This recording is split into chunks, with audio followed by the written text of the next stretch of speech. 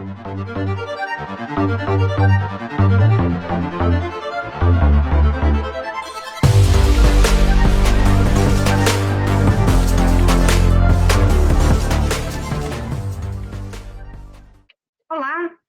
meu nome é Oriana e eu estou aqui para apresentar para vocês mais uma entrevista feita da série Thinkers em Ação.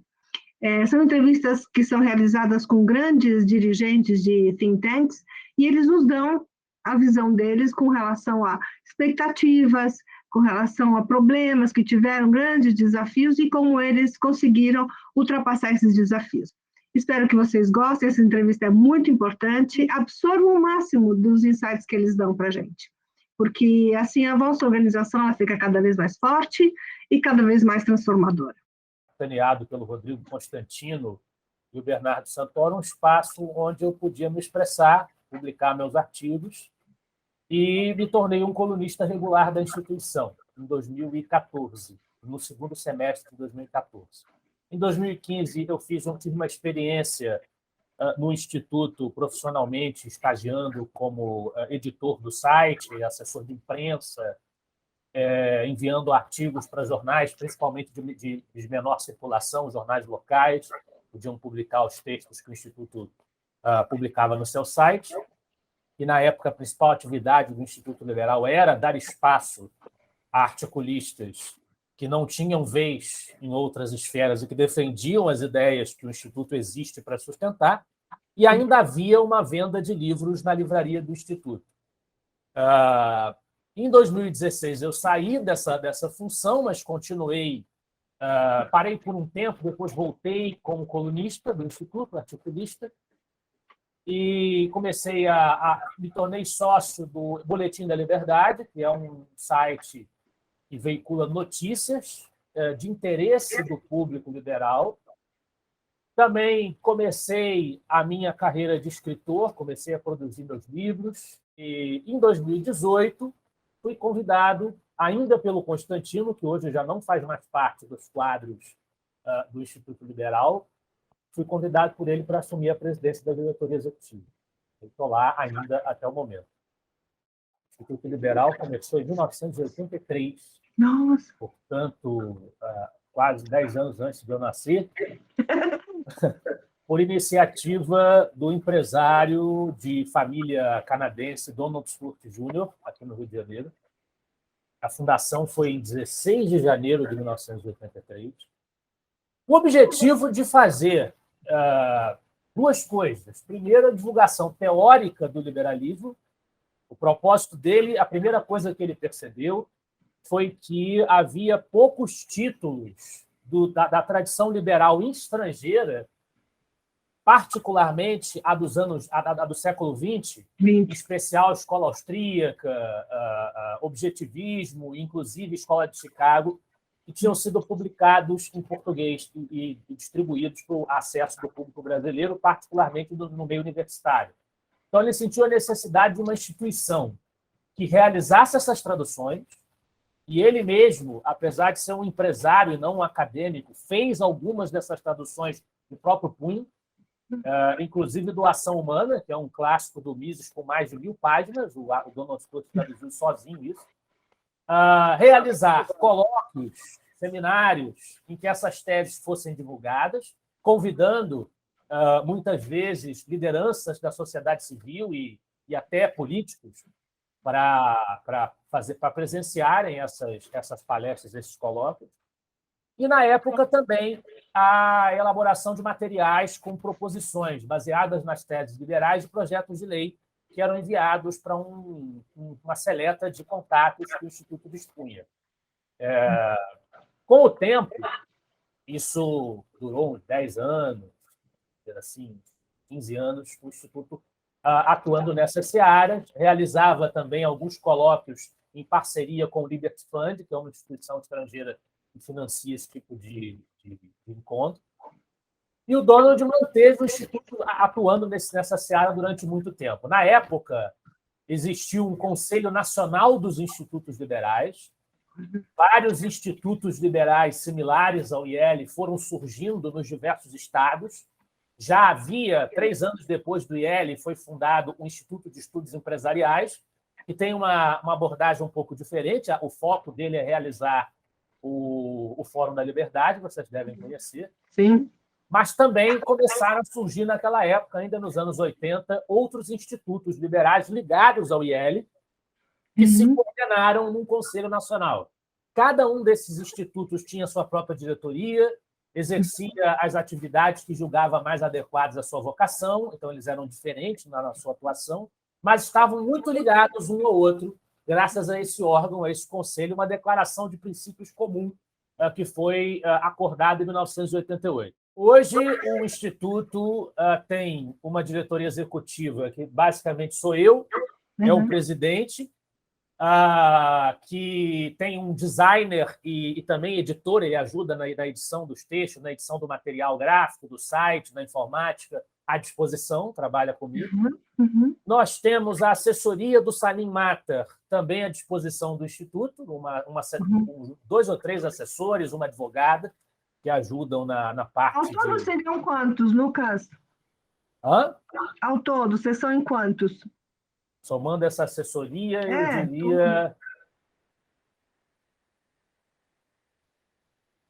Os assessores são uns 5, somar mais eu e Diego dá 7. Umas 7 pessoas aí, em média, atuando cotidianamente no Instituto. Nós estamos, na verdade, exatamente reformando o Estatuto agora. E o Estatuto compreenderá, além da diretoria executiva, o Conselho de Mantenedores, que reúne os empresários que financiam a instituição maciçamente, salvo contribuições menores que são dadas via PayPal. Então, nós teremos um Conselho de Mantenedores, um Conselho Superior, que é um conselho reunindo acadêmicos, que farão assessoria, uma consultoria acadêmica, principalmente avaliando a pertinência, determinado autor merece ser traduzido, determinado autor não merece, determinada iniciativa merece ser continuada, determinada não merece. Eles farão assessoria acadêmica do Instituto, serão de 9 a 13 acadêmicos respeitados no meio liberal, e um conselho consultivo para o qual serão convidados os presidentes dos diversos institutos liberais que existem no país hoje. E não são mais aqueles dos anos 80, são mais independentes uns dos outros, mas eles serão convidados a participar, principalmente porque o Salim, que é o presidente hoje do Conselho de Mantenedores, ele, na prática, ele apoia grande parte dessas instituições. E todas elas, e muitas delas, estão atuando, recebendo influência do IEL como uma espécie de guarda-chuva. Eu citaria 2 principais aqui, que seriam o Instituto Livre Mercado, porque, ao longo do tempo, o Instituto Liberal foi perdendo um pouco essa característica que é típica de um think tank, que é a característica da proposição direta de projetos de lei para a política, para o parlamento. Ele foi perdendo isso até por falta de material humano ao longo da sua trajetória. O que a gente continuou fazendo foi publicar no nosso espaço reflexões a respeito de leis, de legislações e projetos, mas enviar proposições, como se fazia antigamente, a revista Notas, né, que o Instituto elaborava nos anos 90, isso se perdeu. O Instituto Livre Mercado existe justamente para assessorar a frente parlamentar do livre mercado, produzir esse tipo de material. Então, o Instituto Liberal, de certa maneira, terceiriza isso, doando recursos para ajudar o Instituto Livre Mercado. E também o Instituto de Formação de Líderes, que é uma umbrella, um guarda-chuva de vários institutos iguais em diferentes cidades do país, que tem o objetivo, como o nome diz, de formar lideranças inspiradas no ideário liberal. Claro, não pode deixar de mencionar também que o Instituto Liberal tem os seus articulistas, né? A gente tem artigos regulares, diários, produzidos por umas 30 a 50 pessoas, fora contribuições extemporâneas que vêm, inclusive, dos institutos que são nossos parceiros, que produzem as suas reflexões e gostam de ver os seus textos publicados no site do Instituto Liberal, que é um lugar onde eles têm, no meio liberal, maior reverberação. Você diria assim que qual é o principal diferencial do Instituto Liberal? O que ele é que, vamos dizer assim, que esse think tank é particularmente diferente? Ou ou importante em função disso? Olha, eu acho que ele é o instituto mais tradicional com a dedicação exclusiva na divulgação teórica, principiológica e programática do liberalismo. A gente, basicamente, salvou o Instituto de um cenário muito complicado, a gente ainda lidou com a dificuldade da pandemia, Claro. e com a dificuldade, que, por um lado, é positiva, de que muitos governos estavam requisitando material humano que foi oriundo do Instituto Liberal. Ai, que legal! Então, a gente ficou com poucos braços, né? Com menos braços ainda. Então, eu lidei com todas essas dificuldades, mas agora, com o apoio do Salim, com a presença do Salim, um conselho mais robusto, agora com os acadêmicos, a gente já conseguiu dar uma crescida, realizamos uma conferência internacional, e aí você pode comparar, para você ver como a gente conseguiu crescer, você pode comparar o que eu fiz em 2019 com o que a gente fez agora. Em 2019, eu fiz uma conferência aqui no Rio, muito em função do fato de que a gente recebeu recursos para o Instituto de uns precatórios que estavam sendo devidos desde os anos 90, eu consegui correr com isso e resolver. A gente usou uma faixa aí de R$29 mil, R$26 mil para fazer uma conferência aqui no Rio, uma conferência na qual eu contei com a ajuda até da família para conseguir fazer, família carregando comida para levar para a conferência. Foi uma conferência muito interessante, com vários convidados importantes, teve um público aí na faixa de 200 pessoas no todo, na sede da... Já. Foi online? Não, presencial, foi presencial ainda. 2019, foi antes da pandemia. Então, foi na sede da ABI, no Rio de Janeiro, então foi num espaço grande, tradicional, foi bacana, mas a gente ficou aí com uma faixa de 29 mil de gasto para conseguir fazer essa conferência do jeito que deu, com a ajuda de voluntário, família e coisa e tal. Agora a gente fez uma conferência grande em São Paulo, com presença de ex-presidente da Argentina e do Brasil. Deve ter tido aí um gasto de bem elevado, não sei exatamente precisar quanto foi, mas muito mais do que 29 mil. Negócio, e foi, para você ter uma ideia, o local foi no WTC Sheraton de São Paulo. Nossa! Então, aí você já tem uma ideia do gasto que foi para fazer. Né? Então, a gente deu uma crescida muito boa, muito em função da volta do Salim, que está apoiando novamente o Instituto, mas também com ele você começa a aglutinar novamente os mantenedores e fazer esse trabalho de melhorar a governança do Instituto com a reforma estatutária. Né? Você estava falando de recursos, né? Você sabe que a gente fez um estudo bastante interessante, tá na nossa plataforma, e uma das coisas que os think tanks eles sentem como um grande desafio é conseguir levantar recursos a longo prazo, sabe? Às vezes tem até para um projeto e outro. Como é que você vê isso? Como é que é com vocês? Olha, é difícil, e eu diria que alguns institutos que até têm uma tendência a defender a agenda pró-mercado, a agenda da economia de mercado, propriedade privada, os princípios que o Instituto Liberal defende, eu vejo que até alguns têm parceria, têm uma relação amistosa, pelo menos conosco, eu vejo que alguns têm mais facilidade porque não estão claramente identificados com uma corrente de pensamento específica. Você dizer Instituto Liberal, com a marca, a tradição que já tem de defender claro, o liberalismo, isso afasta alguns apoiadores perenes. Afasta alguns apoiadores perenes. Houve um tempo em que parece, pelo menos é isto que a história registra, que não era assim, que havia mais disposição de apoiar o Instituto Liberal, mas isso foi se perdendo ao longo do tempo. Então, acho que a marca afastou algumas pessoas. Talvez ali no período do PT, quando ficou um negócio meio complicado para nós, né? com a popularidade do Lula. Então, o Instituto perdeu essa facilidade de atrair apoiadores. Então, realmente, a gente consegue com mais facilidade recursos para apoiar projetos do que para manter a instituição. Realmente é muito difícil. Fazemos o que podemos. Eu não tenho uma grande expertise nessa área. A gente está melhorando agora com a ajuda do Salim. O Salim está ajudando nessa parte de captação, Ele é o atrair principal gente. apoiador, né, Lucas? Ele é o principal apoiador? É o principal apoiador de todo o movimento liberal brasileiro. Eu acho que é bem claro o que o Instituto existe para fazer. Mas muitos empresários não querem estar envolvidos com isso. Eles não querem ser associados a essa marca. Então, preferem apoiar instituições que não estejam tão claramente no seu nome, já identificando o rótulo da corrente que serve. Mesmo que seja, né? Mesmo que seja, exatamente. Mesmo que a orientação seja essa. Ninguém vai querer mudar o nome do Instituto Liberal. Não, né? Desde 83, a razão de ser dele é essa, a gente não vai mudar, não. Vai ter que assumir, né? Quem quiser ajudar vai ter que assumir.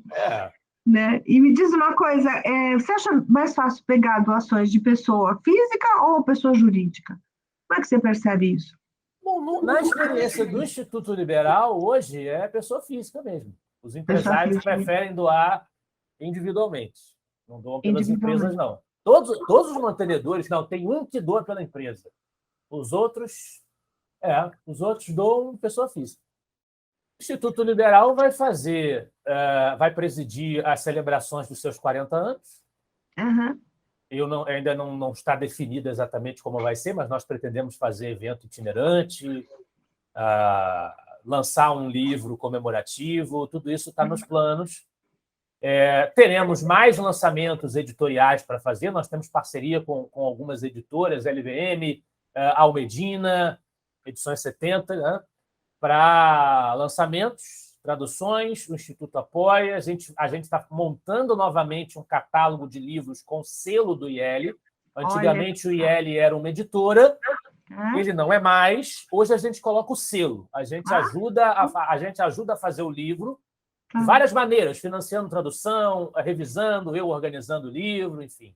E cede a editora com a condição de que haja o selo. A Almedina tem esse acordo conosco. Olha, que coisa boa. Tem também algumas outras editoras que consentem em colocar o selo. A gente tem o selo IEL. Né? Também lançamos, apesar de nós não sermos...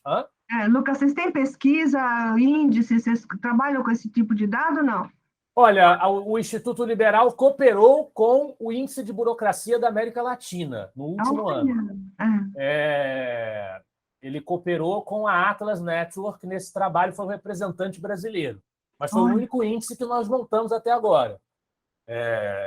Mas só então, fechando o que eu estava dizendo, a gente tem esse selo IEL que identifica livros que a gente cooperou, que a gente colaborou, e a gente, evidentemente, tem planos de fazer, em 2023, a segunda conferência em São Paulo, internacional, e continuar apoiando os outros institutos. Eu acho que, do ponto de vista do Instituto Liberal, os planos não mudam muito, independentemente de quem se eleja ou qual seja o resultado, do ponto de vista das atividades fundamentais. O que vai modificar, evidentemente, vai ser o acompanhamento que nós fazemos dos fatos, porque os fatos mudarão. Né? É apenas isso. Perfeito. Está ótimo. Mas já vocês têm praticamente um planejamento feito igual ao ano passado, então. Com apenas o aumento das ocupações por conta da comemoração dos 40 anos, que não existiu esse ano, e a entrada em operação da estrutura nova que está sendo colocada no Estatuto. O Conselho Superior, que já foi convidado, os acadêmicos já foram convidados, mas eles não estão atuando nesse momento. Então, no ano que vem já estarão. No mês que vem já estarão. O mês que vem, esse ano ainda? Que ótimo. Então, isso vai mudar em relação a esse ano. Mas é uma continuidade do processo que está em andamento, o aumento da estrutura. Não é nada completamente novo. Isso já voltou porque está apoiando o livre mercado. O livre mercado fica em contato constante conosco. O Instituto Liberal ocupa a cadeira no conselho deles, é o principal mantenedor. Então, nós temos feito essa atuação através deles. Eu tentei promover o retorno da revista Notas, não foi uma experiência muito bem sucedida. Não? Por quê? Não, mas conseguiu publicar uma e não conseguiu fazer mais do que isso até o momento. Mas, pelo menos, nessa interação com o ILM, a gente está conseguindo agir diretamente no parlamento. Né? O Instituto, como guarda-chuva e apoiador, a gente age diretamente no parlamento com política pública, tentando ajudar, assessorar os parlamentares nos projetos de lei. Ah, que ótimo! Porque o Instituto Livre Mercado, eu não sei se vocês já ouviram falar, se vão entrevistar, a missão deles é assessorar a frente parlamentar. O objetivo é ter uma frente parlamentar pelo livre mercado, pela agenda liberal, tem uns 200 e poucos parlamentares, e eles analisam projeto de lei, propõem projeto de lei, discutem projeto de lei com esses parlamentares, com essa base. A missão deles é essa. O IEL tutela esse instituto. Inclusive, a sede oficial do Instituto Liberal será no mesmo escritório do ILM. Em Brasília. Então, nós estamos totalmente alinhados. O Instituto não desenvolveu essa parte mais recentemente, mas ele exerce através do parceiro. Do seu apoiado, né, na verdade.